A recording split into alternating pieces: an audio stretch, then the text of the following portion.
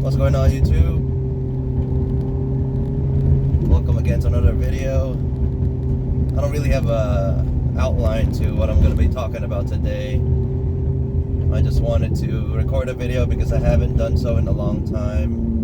I guess like 2 weeks. 2 weeks now. So you can see I'm driving today. I just came back from vacation, Philippines. So I was there for 2 weeks.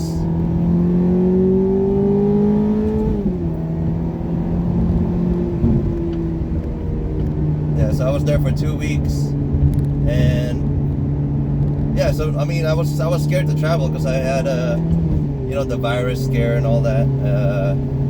But there was no incident.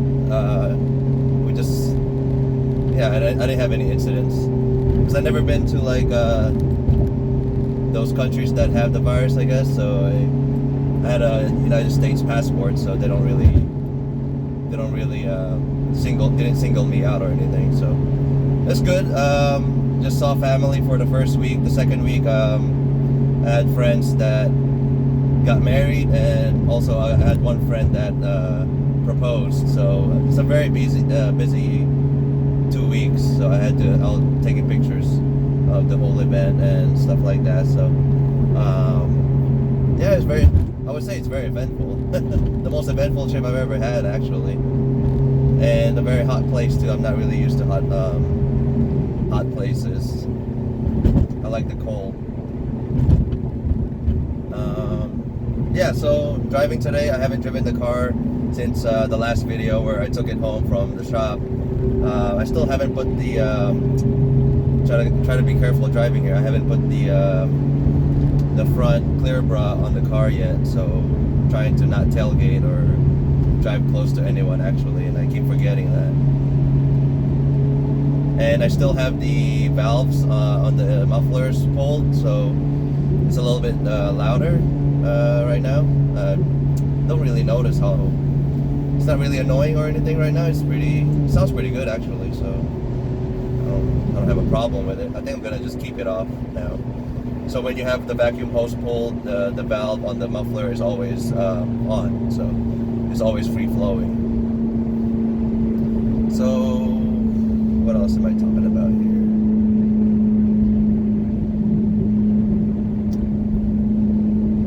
So I'm thinking about like this car is going to be about almost 1 year old now that I've owned it in April. So in 2 months, I bought the car in April 18. I didn't take delivery of the car until sometime around May because the shipping and took some time. So technically I didn't own the car since until May, but it's coming up. So 1 year, it went by so fast. I just didn't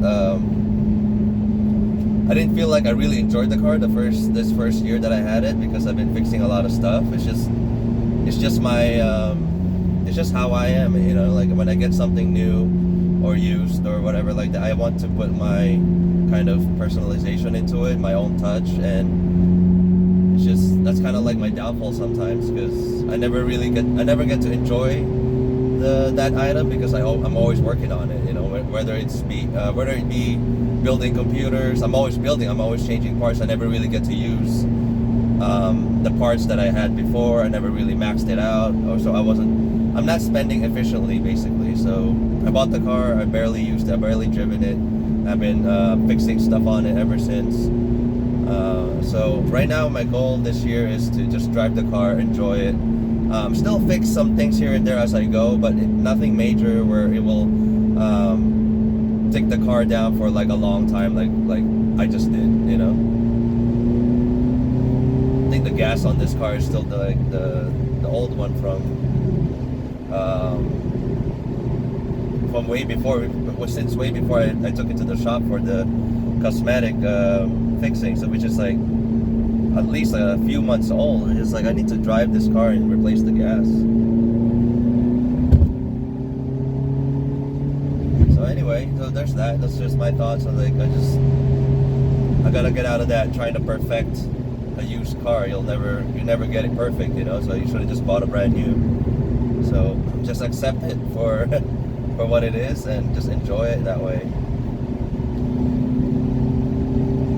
I need to figure out better camera angles. I'm trying to up my YouTube, like, you know, videography, but I just couldn't find the time. I just kind of do this, like, if you guys don't know, I just do this as a hobby. I have another full-time job, but I try to, you know, I want to make it something that I would want to watch, something I'll get some information in if I watch it, and something that you can take something away from.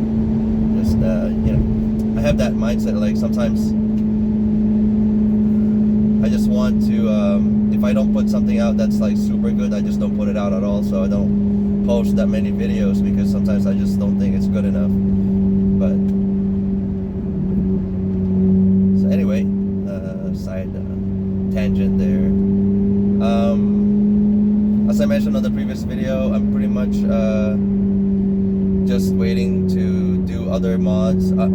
Other big mods that I want to do is basically fix my radio, you know, fix my engine manifold in the back. It's peeling, the paint is peeling, and the seats probably reupholstered or restored somehow because it's cracking and stuff like that. So I might have a reupholstery shop do this kind of work.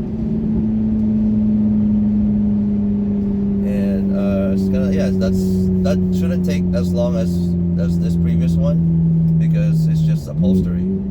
I can actually take the seats out of my house and just take it to the upholstery shop, so I don't have to take the car to them. But for the engine manifold, I probably have to leave it at the shop again. So what else? I shouldn't drive next to this SUV. So for the PPF that I'm thinking about, I'm gonna try to find a shop that will remove my factory PPF that's on the whole front of the car, because that's old. I don't know how old it is. Probably since the beginning of from the factory. So it's really old, 2006, and I don't like that. So it might be brittle now, and it might pull the paint. So I'm kind of scared to just have any normal shop do it. I need somebody that I could trust, and then do the front bumper all at the same time, and maybe do some paint correction too while I'm at it. So excuse me.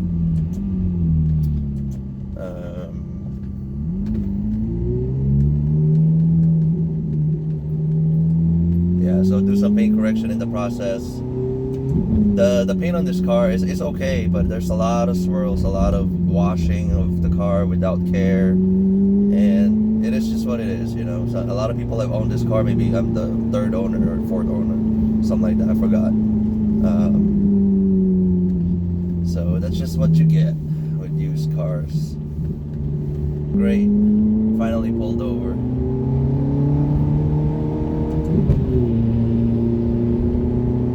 So anyway, I lost my train of thought. So I'm looking at the so I went home to the Philippines, right? So it's not just a family trip. So my uncle, if you guys didn't know, which inspired me to get the car, is I grew up around the F430, which my uncle has. He has the 355 GTS 6-speed, and I always wanted that car for a long time. I never got to get it because circumstances. I got the F430 instead. So he tells me, you know, like, you shouldn't get too attached to things, and, you know, you should just sell this car, because if you're gonna make money off of it, which I think I still have some margin on it, I could. But the only car that I would let this car go for is a GT3 RS, which is a 997 .1 or .2 GT3 RS, preferably a .2 RS. And I'm not sure I want to let go of my exotic car ownership just yet. Like I said, I haven't owned a car that long to really feel that I've owned it, you know. So I've only been fixing it, and in my mind, yeah, I owned one, but I never really have it until not right now. So I'm thinking I don't know. What would you guys do if you guys have like a F430? Would you give it up for a GT3 RS? For some reason in my heart, I'm kind of a Porsche guy. I just like the shape of it. Like how small it is. It's nice to have this car for sure. I love this car. It's just that, you know, if I have room in the garage, I only have a one car garage, so that fits other two bikes, and the other bikes are in the backyard, some in my shed. So first world problems. But I really like the GT3 RS as well, but I'm just not sure. I think I want to keep this car for good, if not for a long time. I really like this car. So I'm not actively like trying to trade it in right now or sell it. So I'm just like playing with the idea of, oh, maybe someday, you know, maybe someday. It's just, you know, what would you guys do type thing, like a hypothetical situation. Anyway,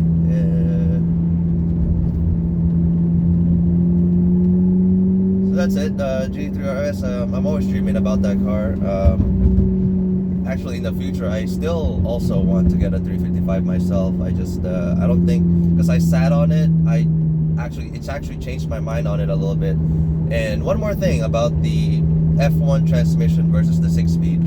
The F1 transmission will shift much faster and smoother than the gated. You know, the gated is for experience, you know, the drama of driving the car. But if you want to really have a fast car, you gotta drive the F1. The F1, maybe for the F430, but not for, maybe the 355 is pretty good if you maintain it right. But the F430 F1 is pretty damn good. So I don't have any complaints about it. It's just so good.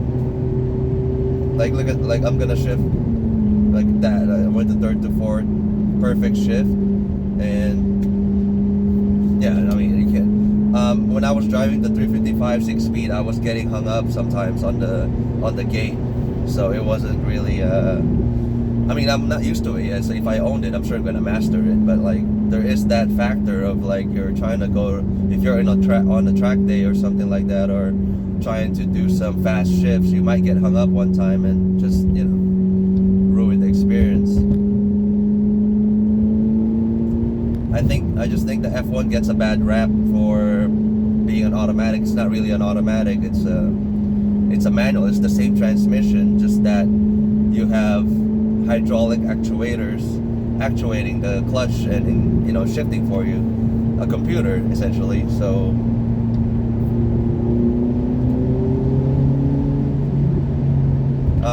one more thing is the tires on this car. I don't know how old. I gotta check. I'm thinking about changing them soon, just for peace of mind. I think I'm gonna go with either Pirellis or Michelin's. So we'll see. There's no other mechanical issues on the car. Everything has been fixed. The mirrors, great. They're not shaking anymore. So there's nothing else to bother me. Yeah, it's a nice driving car now. It's just cosmetically imperfect, but mechanically perfect. Yeah, just a short update for you guys. I hope you guys are having a good day. Having a good day, obviously. I'm driving my car, so hopefully see you guys on the next video, and thank you guys for watching.